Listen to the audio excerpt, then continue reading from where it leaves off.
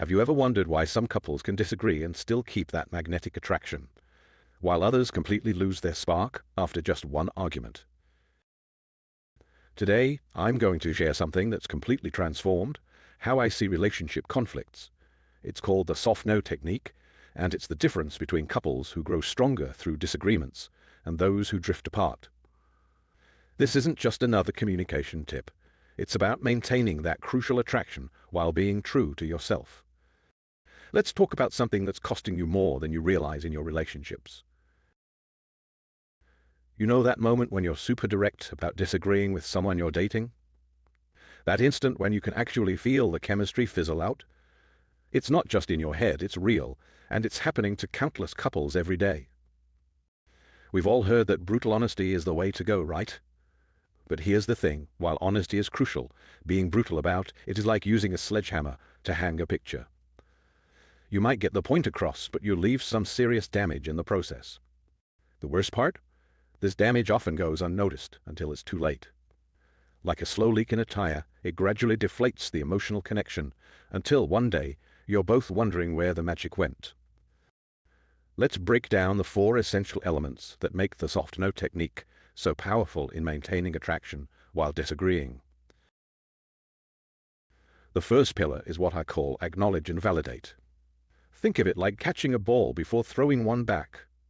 When your partner shares their view, you first catch their perspective by saying something like, "I see why you'd feel that way," or "That makes a lot of sense from your experience."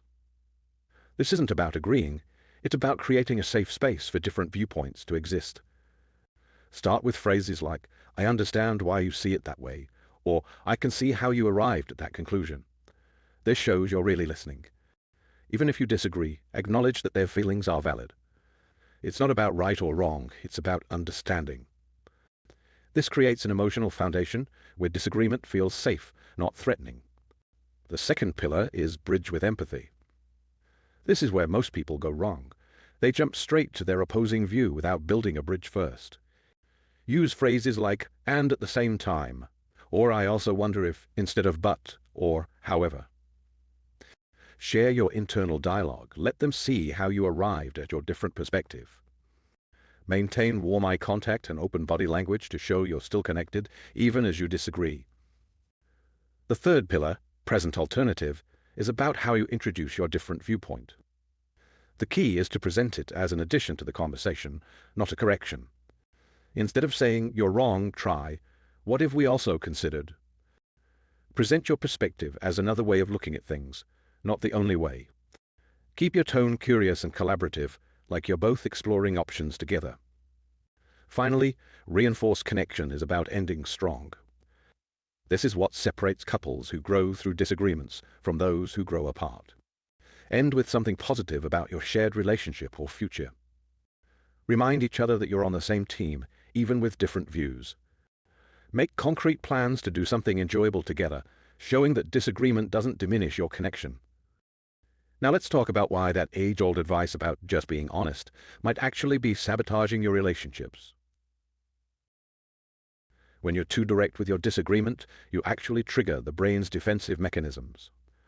It's like setting off an alarm system. Once it's activated, your partner stops listening and starts defending. Their brain literally goes into fight or flight mode, making it impossible to have a productive conversation. Here's something fascinating. While brutal honesty might seem like it would build trust, it often does the opposite. Why? Because when people feel attacked, they start withholding their true thoughts and feelings. It's like trying to force a flower to bloom. The harder you push, the more it closes up. Remember that chemistry we talked about earlier? Direct confrontation releases stress hormones that literally counteract the hormones responsible for attraction and bonding. It's like throwing water on the electromagnetic force between two magnets. The attraction physically diminishes. Every time you opt for brutal honesty over the soft no technique, you're missing a golden opportunity to deepen your connection. These moments of disagreement aren't just conflicts to be resolved.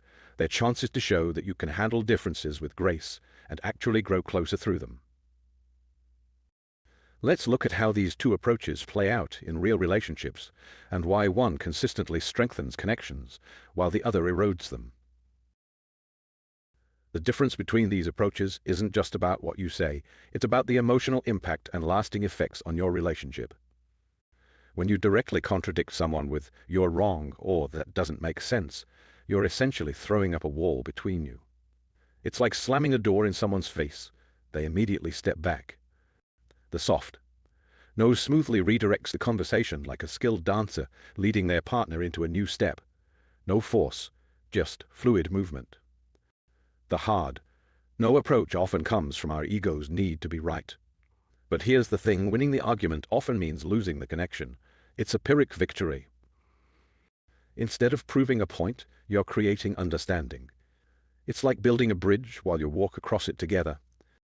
Watch what happens in the body language: crossed arms, avoided eye contact, tension in the shoulders.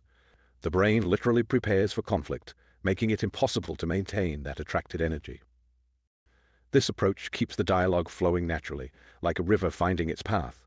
No barriers, no blockages, just continuous movement forward.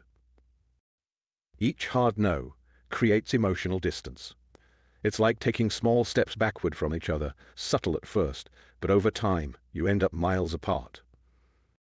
The magic here is that intimacy actually deepens through disagreement because you're showing you can handle differences with grace and care.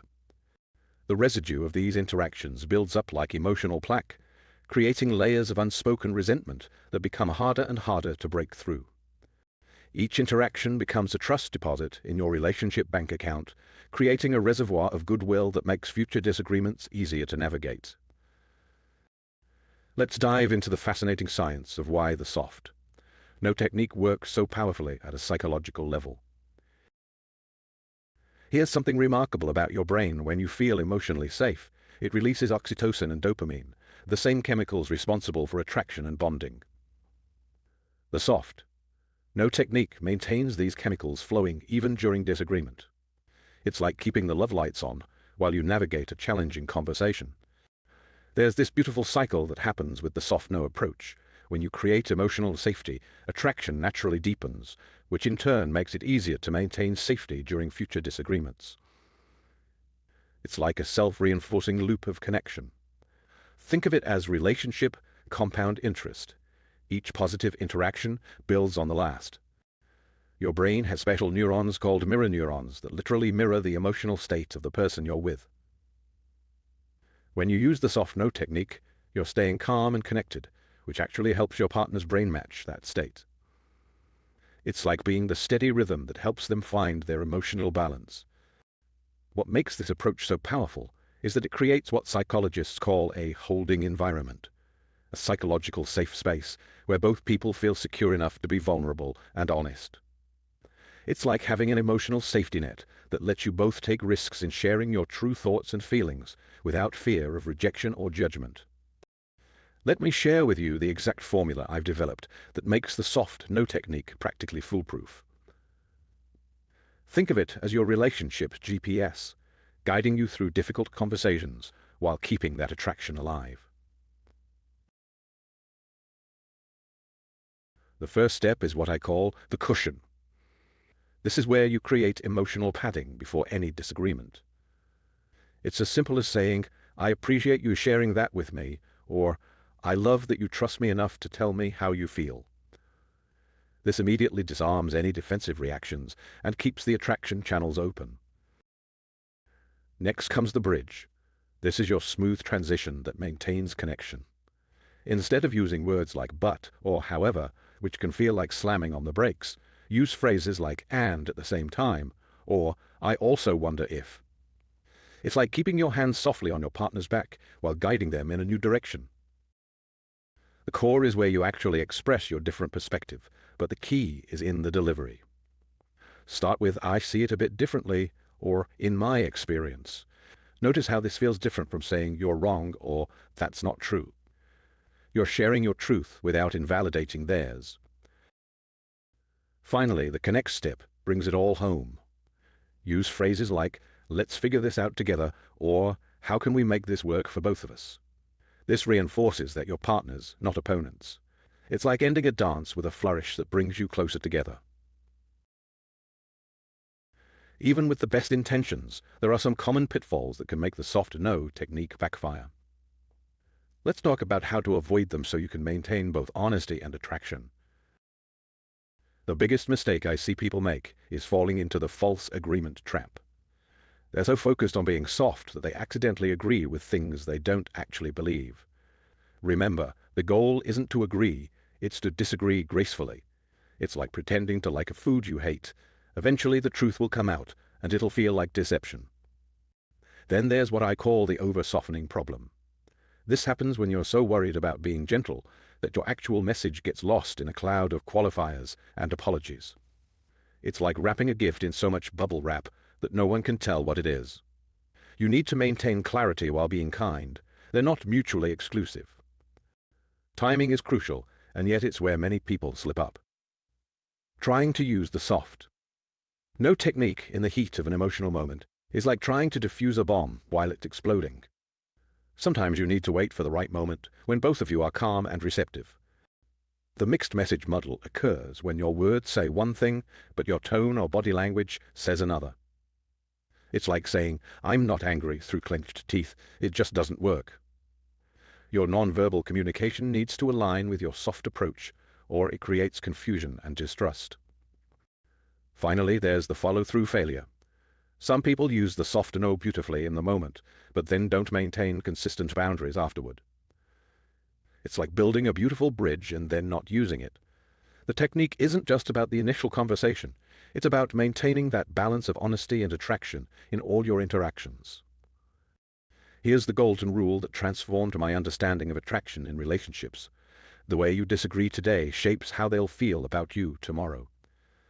This single principle has the power to completely transform your relationship dynamics. Let's break this down because it's crucial. When I say disagree, I'm talking about those small daily moments of difference that seem insignificant, but actually build or erode attraction over time. And feel about you, that's not just about like or dislike, it's about that magnetic pull, that deep emotional connection that makes relationships thrive. Every disagreement is actually an opportunity to strengthen that attraction, not diminish it. Let's put everything we've learned into practice with real situations you might face this week. Picture this. Your partner suggests a restaurant you really don't enjoy. Instead of saying, "I hate that place," try, "I love that you're thinking about dinner plans.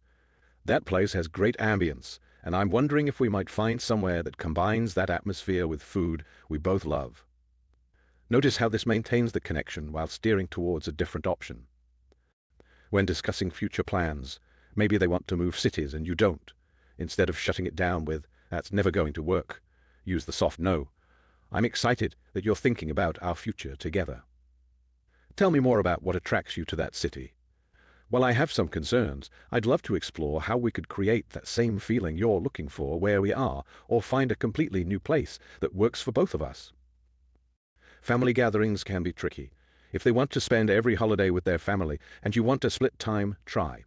"I really appreciate how close you are with your family. It's one of the things I love about you. I'm hoping we can create our own special traditions too, maybe by alternating holidays or finding a unique way to celebrate with both families." Even small daily preferences matter. When they want to watch something you're not interested in, instead of a flat no, try, "I love sharing downtime with you. While this isn't usually my kind of show, what if we each pick something we're excited to share with each other? I'd really enjoy experiencing what you love about this, and then I have something special I'd love to show you too." So what's next? I want you to try something that could completely transform your relationship dynamics this week. Start with just one soft no per day. That's all it takes to begin seeing real changes in how you and your partner connect. Here's your simple action plan. First, identify one common disagreement you have regularly. Maybe it's about what to eat, what to watch, or how to spend your weekend. Then, consciously apply the 4-step formula we discussed. Pay attention to how different it feels, both for you and your partner. And here's the exciting part. I want you to share your experiences in the comments below. What changed? How did your partner respond? Did you notice that spark of attraction staying alive even during disagreement? Remember, building this skill is like learning to dance. It might feel a bit awkward at first, but soon it becomes natural and beautiful. If you found this helpful, Make sure to hit that like button and subscribe for more relationship insights that actually work in the real world. And hey, tap that notification bell, because next week we're diving into how to use these same principles to create deeper emotional intimacy. Thanks for watching, and I'll see you in the comments.